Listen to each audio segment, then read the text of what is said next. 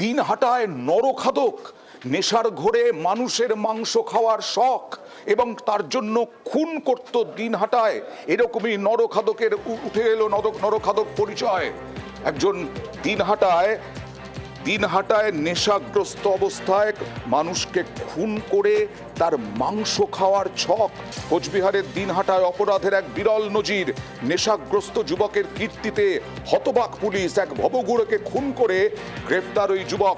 সরাসরি চলে যাব প্রতিনিধি শুভঙ্করের সঙ্গে। শুভঙ্কর, কোথায় বাড়ি, কত বছর বয়স?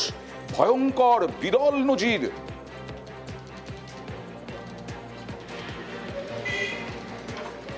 হ্যাঁ দেখো, একেবারেই নয়নদা, তোমাকে জানিয়ে রাখি, এই যে একটা বিরল ঘটনা, অর্থাৎ পুলিশও একটা অবাক হয়েছে, একটা নজিরবিহীন ঘটনা।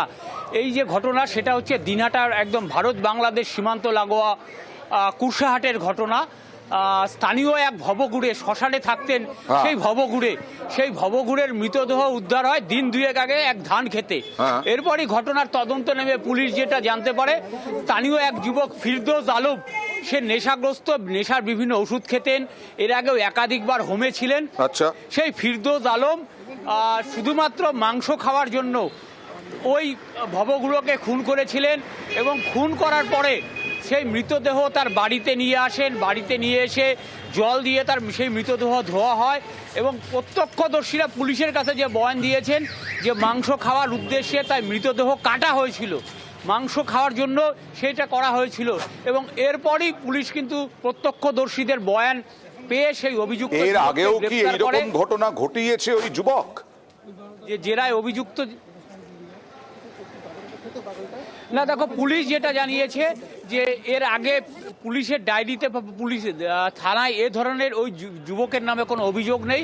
তবে ওই যুবক নেশাগ্রস্ত, নেশার জন্য একাধিকবার বিভিন্ন হোমে ছিলেন, এমনটাই পুলিশ জানিয়েছে। এবং যেটা জানতে পারছে যে ওর বাড়ির লোকজনও কিন্তু এই যে যুবক, নেশাগ্রস্ত যুবক, তার অত্যাচারে বাড়ির লোকজন অতিষ্ঠ হয়ে থাকতো। তার বাড়িতে মা এবং ভাই ছিল, কিন্তু যে সময় ঘটনা ঘটেছিল সে সময় বাড়িতে কেউ ছিল না, এমনটাই জানিয়েছে সাহেবগঞ্জ থানার পুলিশ। অয়ন্দা, ভয়ঙ্কর ঘটনা, বিরল ঘটনা, মানুষ মেরে মাংস খাওয়ার ছক। কোচবিহারের দিনহাটায় অপরাধের এক বিরল নজির।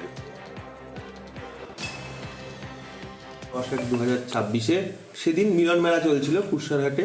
আমাদের কাছে খবর আসে যে একটি বডি পাওয়া গেছে এবং সম্ভবত একটি আনন্যাচারাল ডেথ ঘটেছে। তো আমরা সঙ্গে সঙ্গে সেখানে যাই, বডি তোলা হয়। খুব নৃশংসভাবে হত্যাটি করা হয়েছে। আমরা পরবর্তীতে যখন খোঁজ নিই যে ব্যক্তিটি কে, তখন জানতে পারি যে একজন অজ্ঞাত পরিচয় ব্যক্তি, শ্মশানেই দীর্ঘদিন ধরে তিনি রয়েছেন। তো তাকে অ্যারেস্ট করা হয়, স্বীকার করে যে এই হত্যাকাণ্ডটি সে ঘটিয়েছে। প্রত্যক্ষদর্শী কিছু ব্যক্তির কথা থেকে জানতে পারি যে তার নাকি উদ্দেশ্য ছিল সেই মৃতদেহটিকে খাওয়ার। ক্যানিবালিজমের কিছু বৈশিষ্ট্য এখানে পাওয়া যাচ্ছে। কথা বলবো মনোরোগ বিশেষজ্ঞ সব্যসাচী মিত্রর সঙ্গে। সব্যসাচীদা, এক ভবঘুরেকে খুন করে এই যুবক, দেখে মনে হচ্ছে 20 থেকে 21 বছর বয়স। খুনের পর কলতলায় দেহ পরিষ্কার করে এবং নেশার ঘোরে মানুষ মেরে মাংস খাওয়ার ছক। এ তো দিনহাটার বুকে একজন নরখাদক। আমি এর আগে অনেক মনোরোগ বিশেষজ্ঞর সঙ্গে কথা বলেছি, তাদের কাছে বিদেশের কথা শুনেছি, লন্ডন ফন্ডন এরকম নাকি পাওয়া যায়। এ কি বলবেন, কি ধরনের মানসিক বিকৃতি? দেখো, এখানে দুটো জিনিস মাথায় রাখতে হবে। একটা হচ্ছে যে কিছু কিছু মানুষ যাদের ক্যানাবিলিজম বলে, সেটা তারা কোন রকম নেশার দ্রব্যের ইনফ্লুয়েন্সে কিন্তু মানুষের মাংস খায় না। সুতরাং তারা ক্যানাবিলিজম, তাদের এইটাকে বলা হয়। কিন্তু এই ক্ষেত্রে যেটা দেখা যাচ্ছে যে এই ছেলেটিকে কিন্তু এখন অ্যাসেস করতে হবে। আমাদের সমাজের জানা উচিত যে এই যে নানা রকম মাদক দ্রব্য সেবন লোকজন করে, তার কনসিকুয়েন্স হিসেবে কিন্তু মেন্টাল হেলথ ইস্যুস দেখা যায়, অর্থাৎ তার থেকেও নানা রকম মানসিক রোগ দেখা দেয়।